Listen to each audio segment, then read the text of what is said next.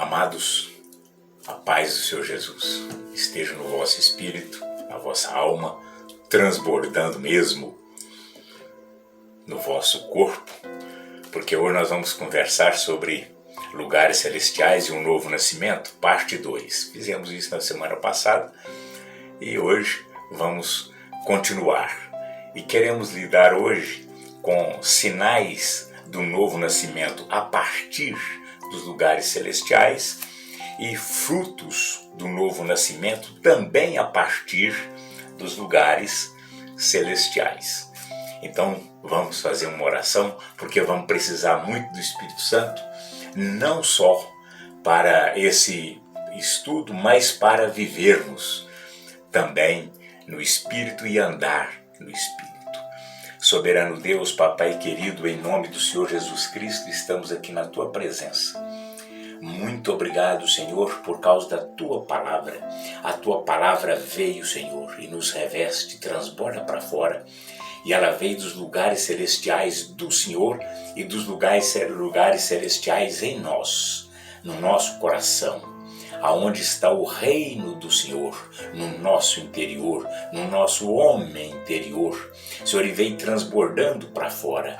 Doce Espírito Santo, seja o Senhor o nosso guia. Está escrito que o Senhor nos guia a toda a verdade. Então é assim que nós confiamos no Senhor, em nome do Senhor Jesus Cristo, para essa palavra. Amém. Amém. Vamos começar vendo os sinais e as obras de uma experiência com Deus. Eu acho que o novo nascimento ele acontece constantemente na nossa vida. É a minha experiência comigo, com a minha família, com a minha esposa, com os meus filhos e também com as pessoas que a gente aconselha, com as pessoas que estão perto de nós.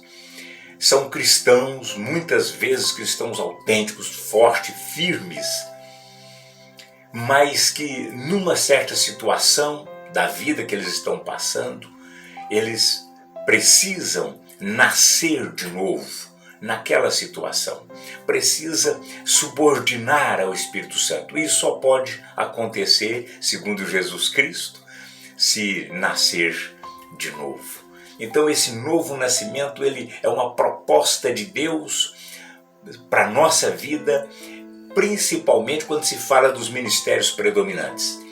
Você nasce como filho, você nasce como pessoa, mas se você não nascer de novo, você não se torna herdeiro. Herdeiro de Deus, co-herdeiro com Cristo. E então você não consegue tornar seus pais dignos de honra. Mesma coisa quando casa, tá vendo? Casou, você pode ter o título de homem casado, mulher casada, mas marido é mais do que isso. Marido é uma conexão entre Cristo e a esposa. Para se tornar isso, tem que nascer de novo. Tem que nascer como marido. Tá vendo? Às vezes aqui já está deixando claro tantas situações que requer uma mudança, mas não se consegue. Aí por isso é que muitos homens, muitas mulheres preferem abandonar o barco, deixar o casamento, assim como muitos filhos preferem abandonar os seus pais, deixar os pais preferem deixar os filhos, porque não compreenderam que é necessário nascer de novo. Então é por isso que o novo nascimento é algo que acontece nos lugares celestiais.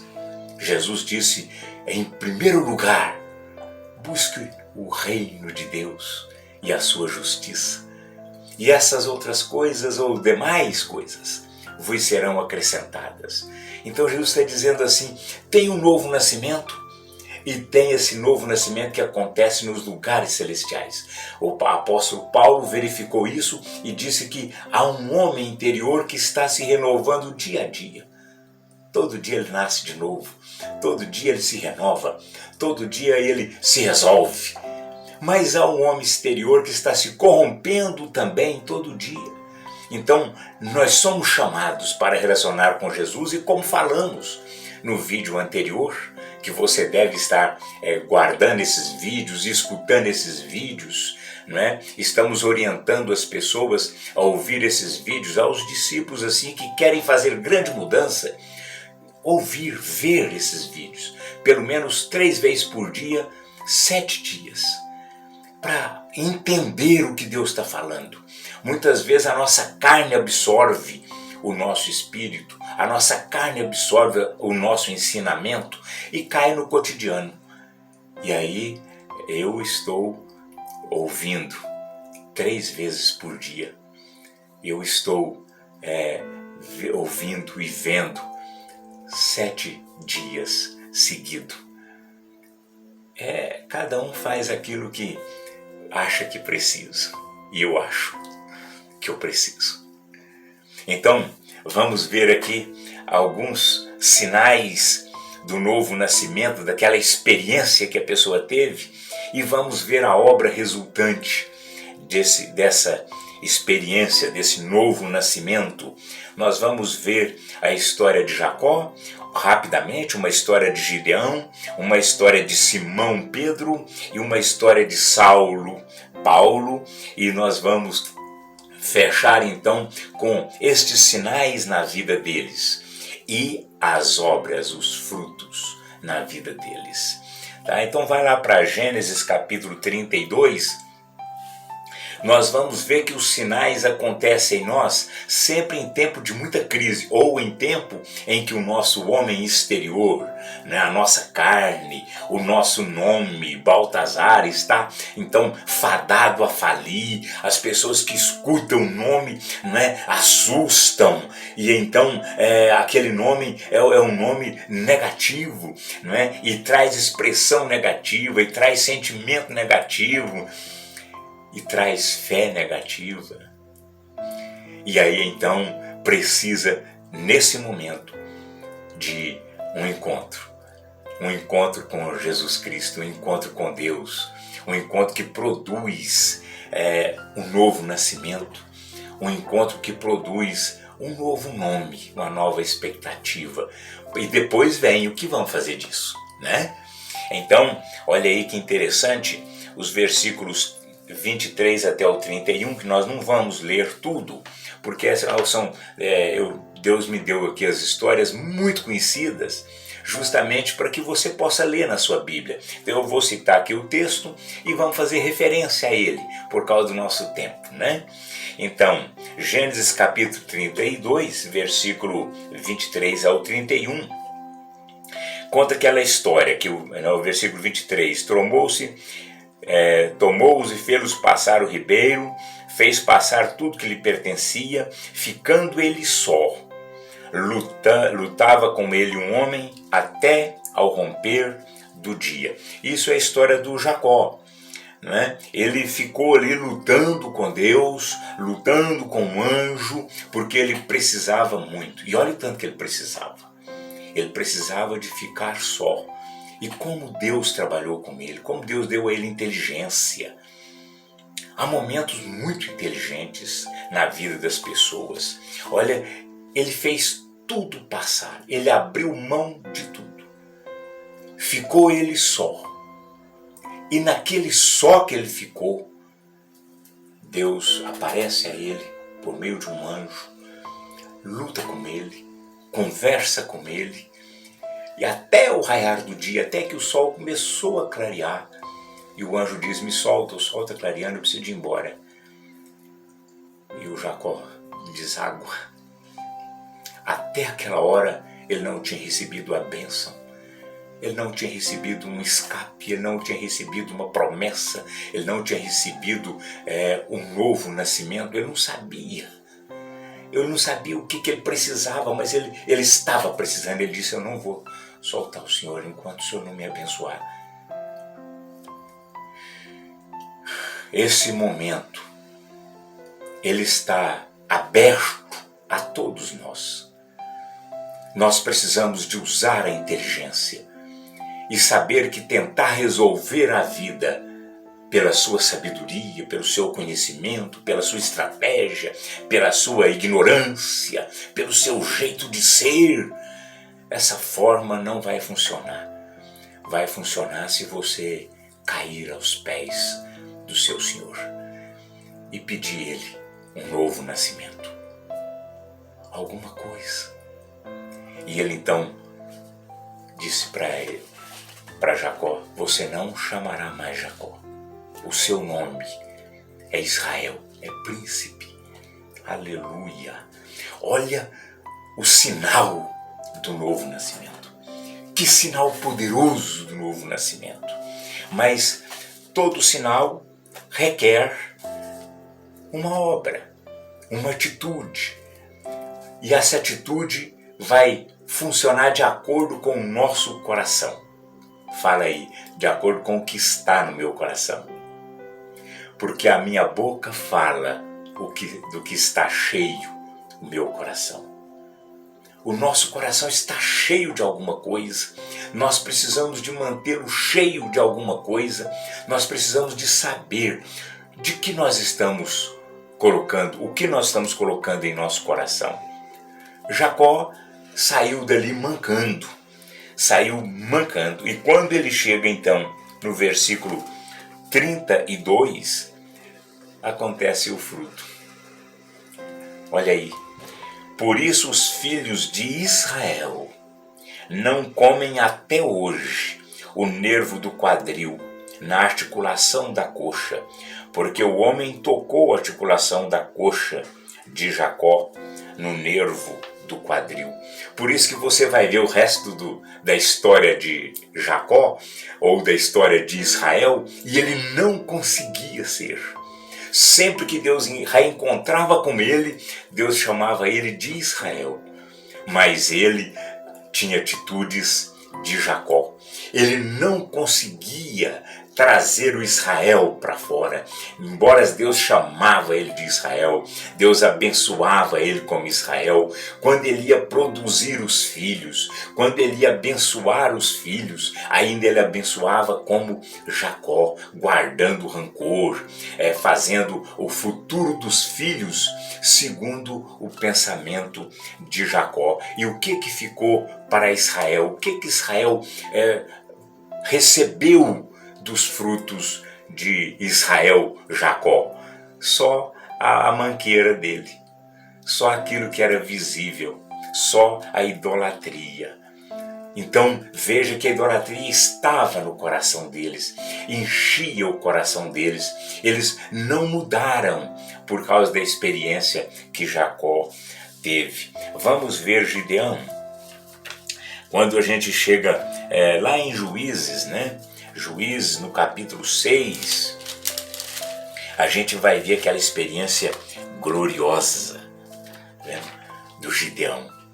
Olha só, então veio o anjo do Senhor e se assentou debaixo do carvalho que está em Ofra, que pertence a Joás, asbirita, e Gideão, seu filho, estava malhando o trigo no lagar, para o pôr a salvo dos midianitas. Então o anjo do Senhor lhe apareceu e lhe disse: o Senhor é contigo, homem valente. Aí respondeu Gideão: ai, Senhor meu, se o Senhor é conosco, por que nos sobreveio tudo isso? E aí então é interessante que o anjo fala uma coisa, ele entende outra. E ele fala outra coisa. O anjo fala com ele: Deus é contigo. E ele fala: se Deus é conosco, ele traz para a nação de Israel. Ele demora a cair a ficha de que Deus estava falando com ele. Isso tem acontecido com você? Às vezes acontece comigo, muito. Às vezes acontece Deus falar as coisas comigo e eu logo distribuir a fala, ou a responsabilidade da fala. Eu coloco todo mundo naquela situação. Deus está falando com a igreja. Deus está falando com a família. Não. Deus está falando com você. Deus está falando comigo. Deus está falando de novo nascimento. Deus não está falando de novo nascimento coletivo. Deus não faz assim. Se Ele quer dar um novo nascimento para sua esposa, ele vai lá dar um novo nascimento para ela. É capaz que ela vai chegar falando para você, Deus quer que a gente muda. É capaz que ela vai falar. Se Deus quiser dar um novo nascimento para seu pai, ele vai falar com seu pai. E é bem capaz que seu pai vai reunir a família e dizer, Deus quer uma nova posição nossa.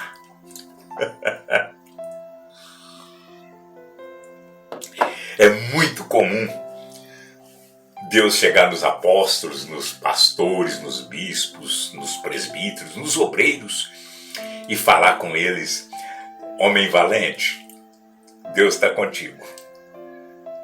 E aí eles logo reúnem os obreiros, logo reúnem a igreja e falam, irmãos, Deus quer um concerto nosso.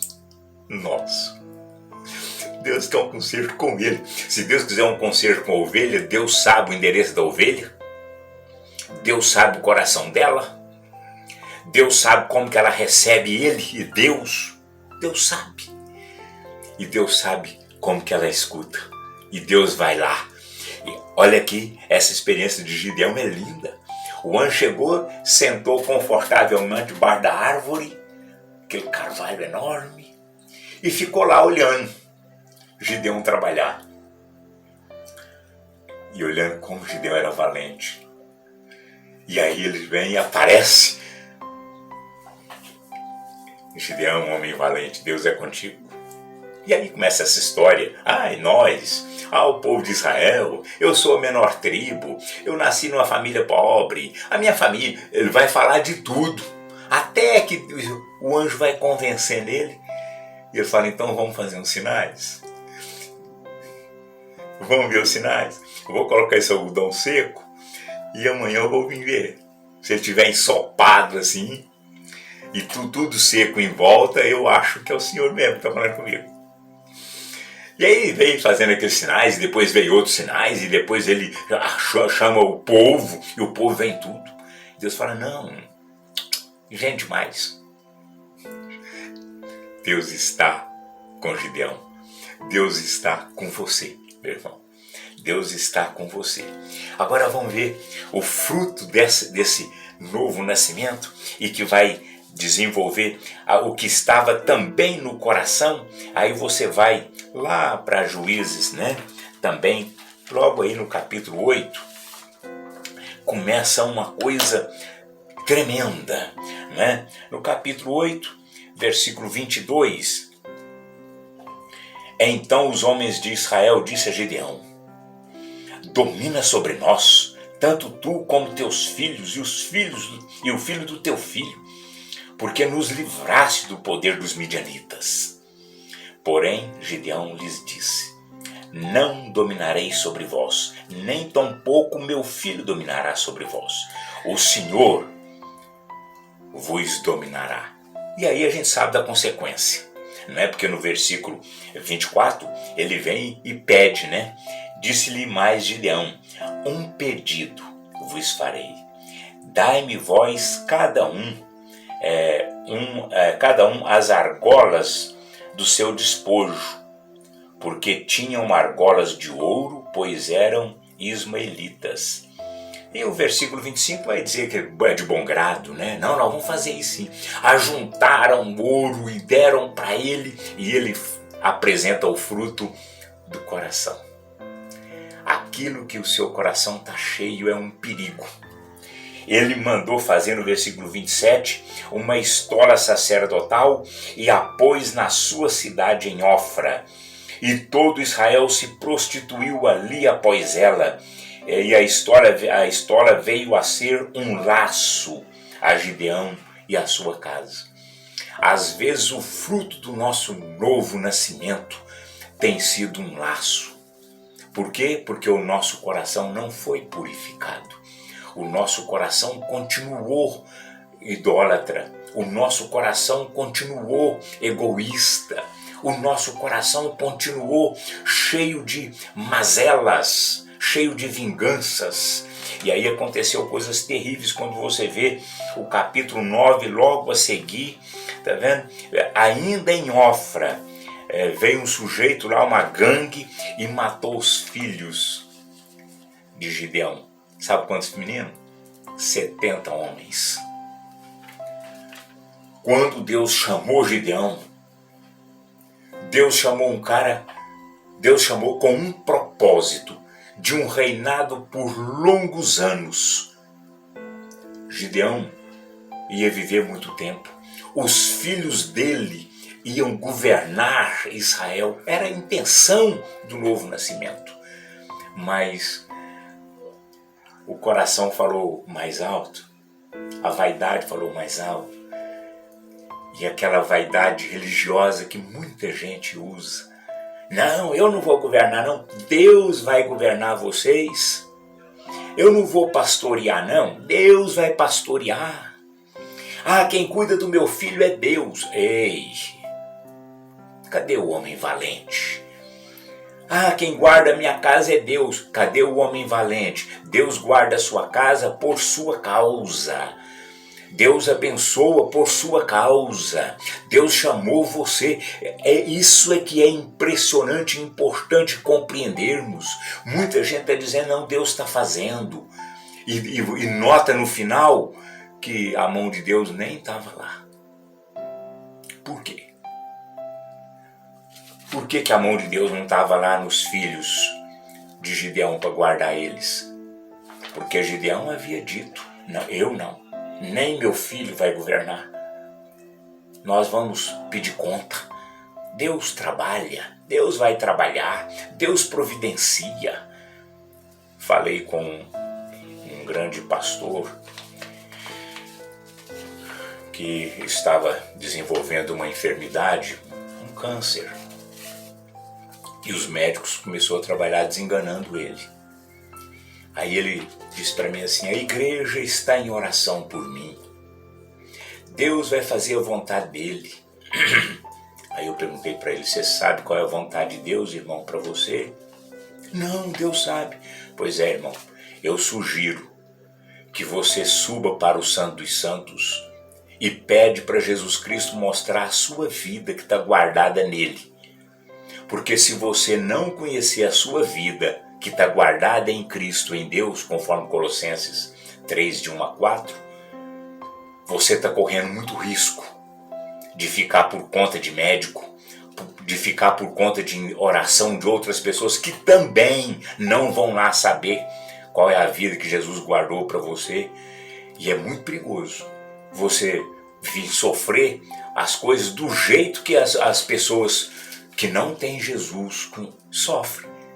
Olha aí, é perigoso. Jesus está chamando você de valente e está mandando você responsabilizar e mandando você tomar posicionamento diante de Deus e diante da sua família, diante de Deus e diante dessa questão que está aí querendo te vencer, porque o Espírito de Deus habita em você e Ele é que te guia a toda verdade. Vamos dar uma olhadinha agora lá no Evangelho de João. Lá no Evangelho de João, porque nós vamos ver o novo nascimento do Pedro. Um dos novos nascimentos, né? Porque nós vamos nascendo. Lá no Evangelho de João, no capítulo 21, no versículo 15, até o versículo 19, eu vou citar o texto, porque eu não vou ler todo o texto, né? Depois de terem comido, perguntou Jesus a Simão Pedro: Simão, filho de João, amas-me mais do que estes outros? Amas-me mais do que estes outros? Ele respondeu: sim, Senhor, tu sabes que te amo. Ele lhe disse: apacenta os meus cordeiros. E depois Jesus torna a perguntar para ele, até chegar no nome do Pedro que traiu Jesus, que negou Jesus, que diz que não conhecia ele. Até chegar lá no coração, naquele ambiente. Quando chega naquele ambiente, aí a ficha do Pedro cai. Aí ele cai em si e entristece demais, porque Jesus havia perguntado pela terceira vez: tu me amas? E aí respondeu: Senhor, tu sabes todas as coisas. Tu sabes que eu te amo. E Jesus lhe disse: apacenta as minhas ovelhas. Amado, amada, enquanto a gente estiver pensando que Jesus não sabe tudo, enquanto a gente estiver pensando que o amor dele não está acima do nosso, eu fico ouvindo algumas orações e fico pensando, que hora que nós vamos despertar? Às vezes, uma pessoa vai orar, uma esposa ou um filho, uma pessoa vai orar por outro, e chega dizendo assim: Senhor Deus, tem misericórdia do teu servo. Quem é que tem misericórdia? É você que tem mais misericórdia do que Deus? Preste atenção. Senhor, tem misericórdia do teu servo, ele te ama. É Deus é que vê ou é só você que vê? E você acha que Deus não está vendo? Oh Deus, o teu servo é fiel na tua obra. Oh, que novidade. Filhinhos, busque a vida desse servo que está guardado em Cristo, em Deus, e nós vamos ver que Deus sabe todas as coisas. É diferente. E aí quando Pedro fez isso, Pedro ficou tranquilo. Ficou tão tranquilo que o fruto, nós vamos encontrar lá, por exemplo, em Atos capítulo 5. Vamos lá ver se é lá mesmo, porque eu vou fazendo uma bagunça aqui na minha Bíblia. Atos capítulo 5, lá no versículo 15. É verdade, ó. Versículo 15. A ponto de levarem os enfermos pelas ruas e os colocarem sobre leitos e macas, para que, ao passar Pedro, ao menos a sombra se projetassem em alguns deles, até a sombra do sujeito. Olha o fruto. Até a sombra do sujeito curava as pessoas. Quando Jesus chama você para trabalhar com você, quando ele chama você a sós e pergunta sobre a relação de amor de vocês dois, o seu amor para com Jesus, as coisas podem estar acontecendo num nível muito elevado e o poder de Deus em você pode ser transbordante e a sua sombra pode dar sinais. De repente você não precisa mais falar alto com as pessoas na sua casa. Talvez você não vai precisar de chamar elas para jejuar. Ou você tem que jejuar, você tem que ler Bíblia. Talvez não vai precisar. Talvez só a sua sombra, o seu nome, está carregado do nome do Senhor. Mas vamos lá então agora, finalizando, Atos capítulo 9. Nós vamos ler a história da conversão, do encontro do Saulo, né? Que também, de novo, nós não vamos ler toda a história, nós não vamos ler todo o acontecido, né? Nós vamos ler só um pouquinho, mas depois você pode ler Atos capítulo 9, versículo de 1 a 6. Saulo, respirando ainda ameaças e morte contra os discípulos do Senhor, dirigiu-se ao sumo sacerdote e lhe pediu carta para as sinagogas de Damasco, a fim de que, caso achasse alguns que eram do caminho, assim homens como mulheres, os levassem presos para Jerusalém. E aí nós sabemos que ele saiu bufando. E aí lá por volta de meio-dia, aquele solão quente, aparece uma luz para ele. E aquela luz é tão mais forte que a luz do sol. e aquele camarada cai do cavalo. E aí aquela claridade está lá e ele fica apavorado. E a claridade fala com ele: por que você me persegue? Você não está perseguindo pessoas. Quem és tu? Sou Jesus, o Cristo, a quem tu persegues. Olha aí que coisa! Mas eu tenho um servo ali. Vai lá, ele vai te dizer todas as coisas que você deve fazer. Este camarada foi lá humildemente escutar as coisas. E o que aconteceu com ele? Quando você vê lá em Filipenses, vai lá, Filipenses capítulo 1, do versículo 19 até o 26, para você ler. Mas eu vou ler, né, só alguns versículos aqui. Só o versículo 21, por exemplo. Porque para mim o viver é Cristo e o morrer é lucro. Entretanto, se o viver na carne traz fruto para o meu trabalho, já não sei o que hei de escolher. Ora, de um e de outro lado estou constrangido, tendo o desejo de partir e estar com Cristo, o que é incomparavelmente melhor. Mas por vossa causa é mais necessário permanecer na carne. Aleluia! Lê isso aí. Isso é fruto do novo nascimento, que fez com que Saulo se tornasse esse Paulo. Como é que está o seu novo nascimento? Tudo que está acontecendo no novo nascimento está acontecendo na região celestial. Está acontecendo no novo homem. Esse novo homem, ele não é limitado pela carne. Ele é um ambiente celestial.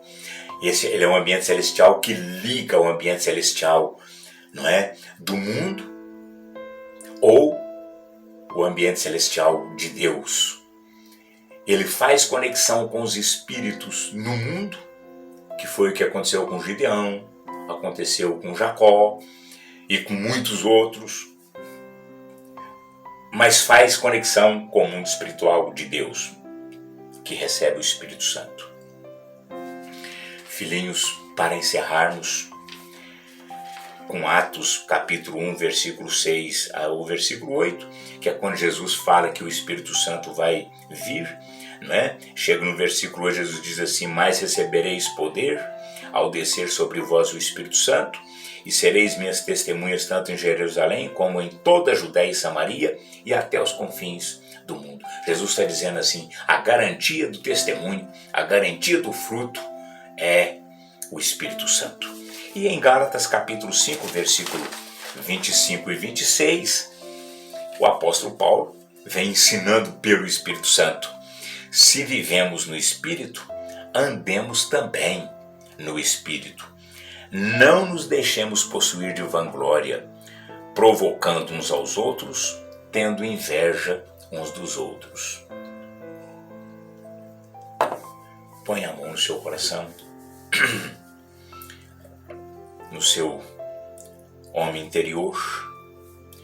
Põe a mão nas regiões celestes sua, aquilo que tem passagem livre para espíritos, aquilo que o Espírito de Deus move.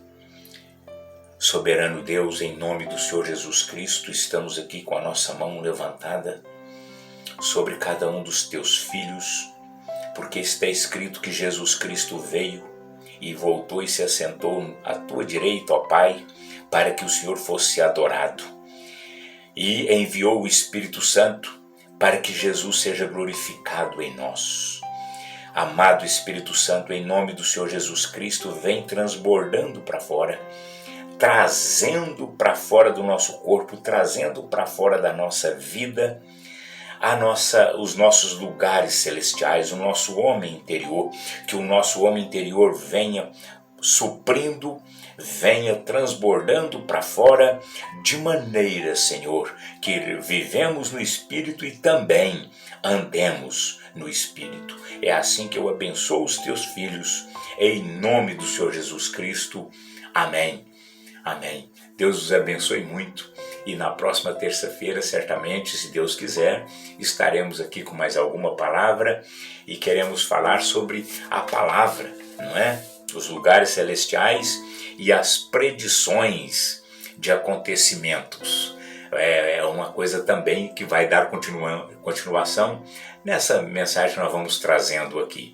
E se você quiser, você pode nos enviar algum recado, alguma coisa, né? Você tem aí o nosso meio de contato, você pode fazer contato conosco pedindo alguma palavra específica e nós vamos encaixando ela aqui à medida do possível. Deus continue te abençoando muito porque você vive no Espírito e anda também no Espírito. Só assim Deus Pai é glorificado em Jesus Cristo, porque o Espírito Santo glorifica Jesus em mim e em você. Deus te abençoe, um grande abraço.